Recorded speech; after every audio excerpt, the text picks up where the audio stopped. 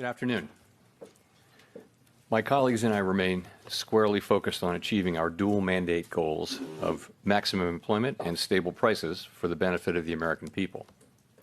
Our economy has made considerable progress toward both goals over the past 2 years. The labor market has come into better balance with continued strong job gains and a low unemployment rate. Inflation has eased substantially from a peak of 7% to 2.7%, but is still too high. We are strongly committed to returning inflation to our 2% goal in support of a strong economy that benefits everyone.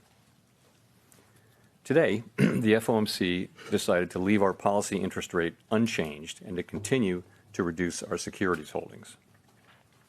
We are maintaining our restrictive stance of monetary policy in order to keep demand in line with supply and reduce inflationary pressures. I'll have more to say about monetary policy after briefly reviewing economic developments. Recent indicators suggest that economic activity has continued to expand at a solid pace.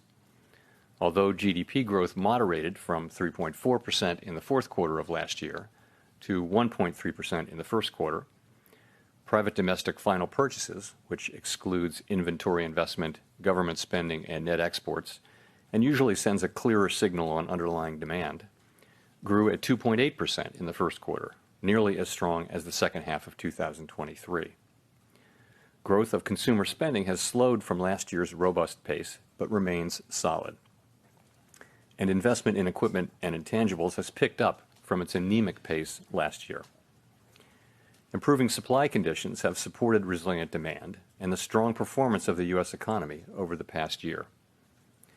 In our summary of economic projections, committee participants generally expect GDP growth to slow from last year's pace, with a median projection of 2.1% this year and 2.0% over the next 2 years.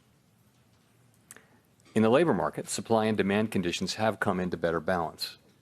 Payroll job gains averaged 218,000 jobs per month in April and May, a pace that is still strong but a bit below that seen in the first quarter. The unemployment rate ticked up but remains low at 4%. Strong job creation over the past couple of years has been accompanied by an increase in the supply of workers, reflecting increases in participation among individuals aged 25 to 54 years and a continued strong pace of immigration. Nominal wage growth has eased over the past year, and the jobs to